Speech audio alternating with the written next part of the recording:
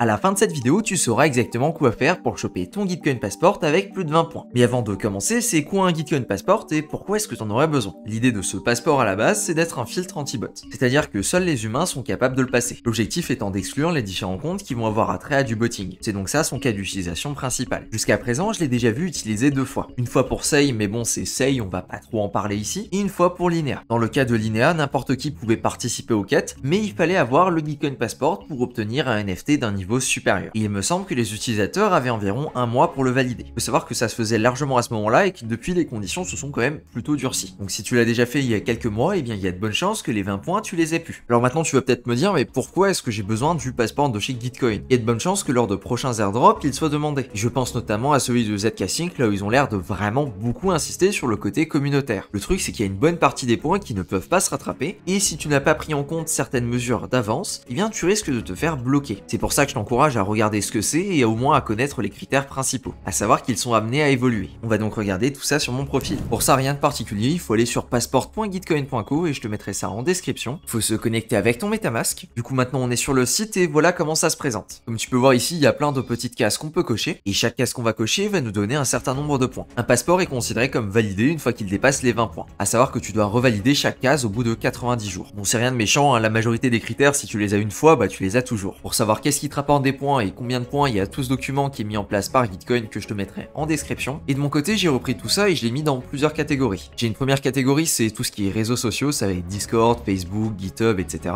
Une deuxième catégorie que je vais considérer comme payant, c'est-à-dire différentes transactions que tu peux faire passer pour choper des points. Et une dernière catégorie que j'ai pas remplie à 100% dans laquelle on va voir tout ce qui est KYC et que je vais essayer d'éviter au maximum. Et pour certains points, je me suis également aidé de cet article Medium que tu trouveras en description. Je vais donc commencer par tous ceux de la partie social. Le premier c'est Discord. Mon Discord est connecté donc sinon en fait il va te demander de connecter ton Discord et c'est le pop-up classique quand tu veux connecter ton Discord à quelque chose. Je vais donc connecter et je vais appuyer sur Verify. Là il m'a demandé de me connecter à mon compte Facebook, c'est donc ce que j'ai fait et je vais signer. Comme tu peux voir juste ici, il vient de passer en vérifié et maintenant je suis à 5,5 points. Pour Facebook c'est pas bien méchant, il suffit d'avoir un nom et une image et pour le coup tu peux juste créer un compte Facebook pour ça, ça fonctionnera très bien. Ensuite on va voir GitHub et là c'est un petit peu plus particulier parce que c'est pas mal de points qui ne se rattrapent pas. C'est notamment avoir un compte qui existe depuis 90 jours, 180 jours ou alors 365 jours et ensuite avoir une contribution sur 30, 60 ou encore 120 jours distincts. Pour le coup, je pense que j'ai juste celui-là parce que mon compte a été créé assez récemment. Je vais donc vérifier et en fait, je crois que j'en ai même aucun avec ce compte parce que j'ai seulement 80 jours et quelques. Ouais, voilà, ma première contribution, c'était le 20 juin dernier et là maintenant, si je suis en train de vérifier, je suis allé sur un site qui permet de calculer l'écart en jours entre deux dates différentes. Ben, tu peux te rendre compte que je suis seulement à 65 jours. D'ailleurs, il me semble que c'est affiché quelque part sur ton GitHub. Et l'autre point qui est assez important, on l'a vu juste ici, c'est les contributions. Et pour les contributions, là aussi, il n'y a pas vraiment de secret, sachant qu'on est sur des contributions en jours distincts, ben, il va falloir être actif. Pour le coup, moi je vais juste aller sur un de mes repos et je vais faire un edit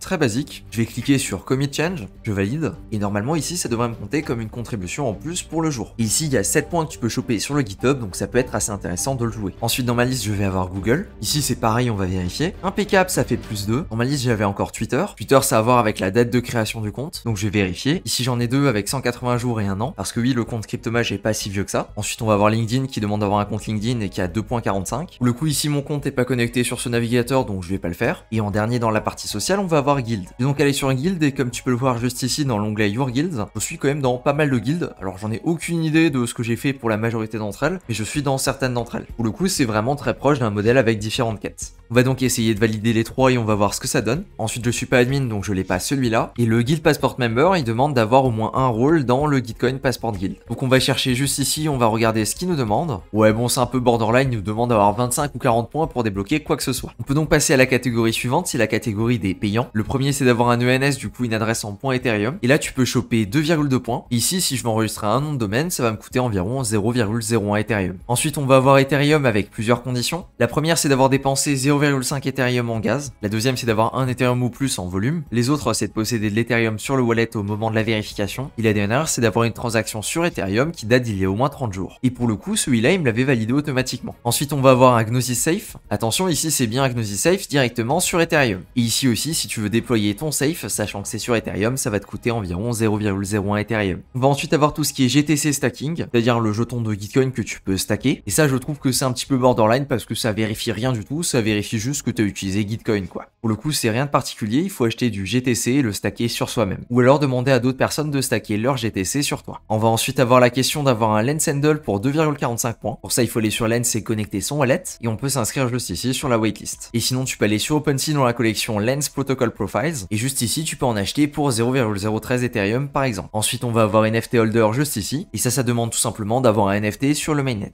Il est juste ici, je vais cocher et je vais verify, et voilà, tac, il est coché. Et si tu ne sais pas trop quel type de NFT tu peux choper, il y a le NFT de chez Eigenlayer que tu peux minter en ce moment. D'ailleurs, je viens de minter en direct parce que j'avais prévu de le faire. Et ici, tu vas voir qu'il y a différents tiers en fonction de ton activité sur Eigenlayer. Le premier si tu n'as rien fait de particulier, le deuxième si tu possèdes un certain NFT sur Zora, et le troisième si tu es Rustaker. Pour le coup, le mien, je vais l'appeler Cryptomage et je vais le minter, et j'en ai pour environ 4$ de frais à 18 Gwei. Ensuite, on a Snapshot sur lequel tu peux choper 4 points. Pour le premier, il faut créer une DAO sur lequel quelqu'un va voter, et pour le deuxième, il faut avoir voté à au moins 2 propositions. Hop, il est juste ici, je l'ai déjà validé pour les votes, mais je vais regarder si j'arrive pas à créer une DAO. Je vais donc aller sur Snapshot et je vais cliquer sur Create a Space, je connecte mon MetaMask, et ici, il va me falloir un ENS pour aller plus loin. Pour le coup, j'ai pas prévu de choper le mien aujourd'hui, donc je vais passer cette étape. Et ensuite, pour le dernier des payants, on va avoir ZK-Sync, et celui-ci, c'est d'avoir utilisé ZK-Sync Lite et ZK-Sync Era. C'est vraiment rien de compliqué, et ça demande de faire une transaction de transfert, c'est-à-dire d'envoyer des fonds à une autre adresse. Ensuite, il y a une dernière catégorie dont j'ai pas encore parlé, ça va être tout ce qui est relié au KYC. Et du coup, là, il va te falloir une pièce d'identité si tu souhaites les passer. On peut par exemple citer Coinbase, là où tu peux connecter ton compte Coinbase, ou encore Holonym qui fonctionne de la même façon. Ensuite, il y en a quelques autres dont j'ai pas encore parlé. On va avoir juste ici Gitcoin, et ça, c'est un système de donation via Gitcoin. Pour le coup, c'est pareil, je vois pas du tout en quoi ça vérifie que t'es une personne humaine, mais bon, passons. Ensuite, tout en bas à droite, tu vas avoir Trusta. Ça, pour le coup, normalement, tu devrais l'avoir si tu cliques sur Verify. Et en fait, si tu veux, ça va vérifier que ton compte a pas l'air d'être un bot.